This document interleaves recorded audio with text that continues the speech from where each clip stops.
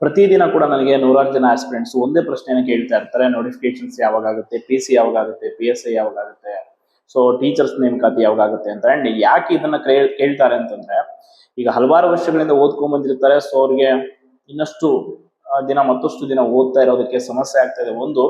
ಇನ್ನೊಂದು ಕೊಟ್ಟಿರುವ ವಯೋಮಿತಿ ಕೂಡ ಮುಗಿದು ಹೋಗ್ತಾ ಇದೆ. ಕೆಲವರು ಸ್ವಿಗ್ಗಿ ಝೊಮ್ಯಾಟೋದಂತದ ಕಡೆಗೆ ಪಾರ್ಟ್ ಟೈಮ್ ಫುಲ್ ಟೈಮ್ ಕೆಲಸ ಮಾಡ್ತಾ ಇದಾರೆ.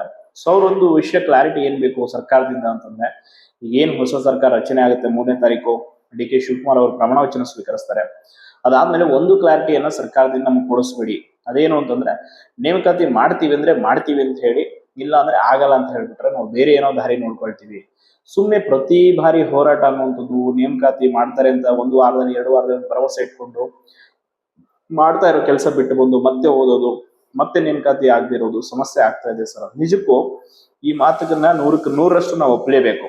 ಯಾಕಂತಂದ್ರೆ ಒಂದು ಕ್ಲಾರಿಟಿ, ನೋಟಿಫಿಕೇಶನ್ ಆಗುತ್ತಾ ಇಲ್ವಾ, ಆಗುತ್ತೆ ಅಂದ್ರೆ ಆಗುತ್ತೆ ಅನ್ನುವಂಥದ್ದು ಸರ್ಕಾರ. ಅದು ಸರ್ಕಾರ ಅಷ್ಟು ಈಸಿಯಾಗಿ ಯಾವತ್ತೊಂದು ಹೇಳಲ್ಲ. ಅವರು ಹಂಗೆ ಹೇಳಾಗಿದ್ರೆ 3 ವರ್ಷ ಅಮೂಲ್ಯವಾದಂಥ ಸಮಯ ಆಸ್ಪಿರೆಂಟ್ಸ್ಗಳು ವೇಸ್ಟ್ ಮಾಡ್ತಾ ಇರಲಿಲ್ಲ.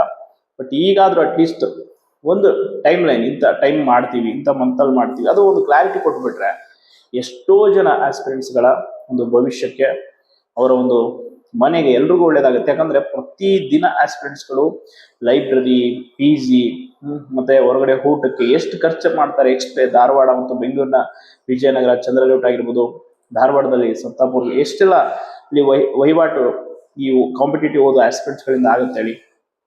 ಸೊ ಅವ್ರು ಆಗಲ್ಲ ಅಂತಂದ್ರೆ ಆ ಹಣವೆಲ್ಲ ಖರ್ಚು ಮಾಡೋದು ಬಿಟ್ಟು ಆರಾಮಾಗಿ ಹೋಗಿ ಊರಲ್ಲಿ ಕೂತ್ಕೊಳ್ತಾರೆ.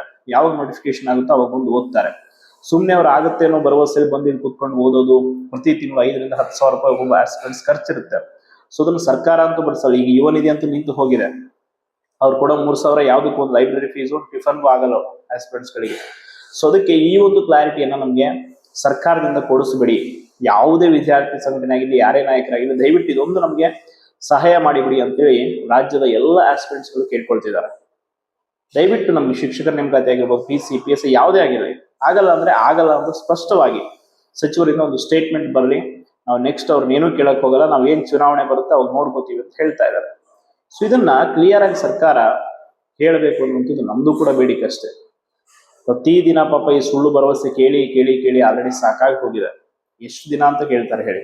1 ವಾರ ಅಂತಾರೆ, 15 ದಿನ ಅಂತಾರೆ. ಪಾಪ ಅವ್ರು ಮತ್ತೆ ಬಂದು ಓದ್ತಾರೆ.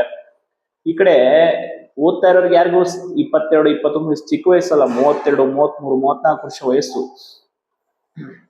ಮನೆ ಜವಾಬ್ದಾರಿಯನ್ನು ಹೊತ್ಕೊಂಡು ಮದುವೆ ಮಾಡ್ಕೊಂಡು ಏನೋ ಮಾಡ್ಬೇಕಾಗಿರೋ ವಯಸ್ಸಲ್ಲಿ ಪುಸ್ತಕದ ಮುಂದೆ ಕುತ್ಕೊಳ್ಳೋದು ಅಷ್ಟು ಈಸಿ ಆದಂತ ವಿಷಯ ಅಲ್ಲ.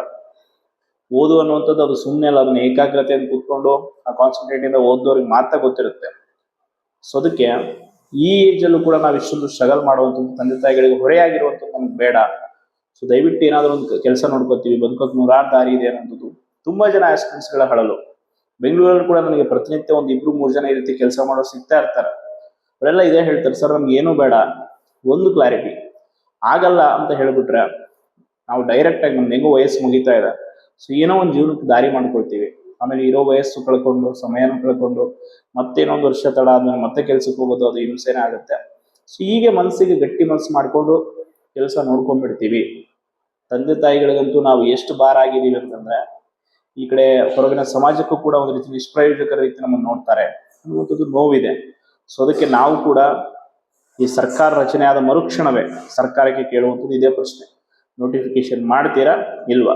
ಮಾಡ್ತೀನಿ ಅಂದ್ರೆ ಇಂಥ ಟೈಮ್ ಲೈನ್ ಒಳಗೆ ಹೇಳಿ, ಇಲ್ಲ ಅಂದ್ರೆ ಆಸ್ಪಿರೆಂಟ್ಸ್ ಎಲ್ಲ ಕೂಡ ಬೇರೆ ದಾರಿ ನೋಡ್ಕೊಳ್ತಾರೆ.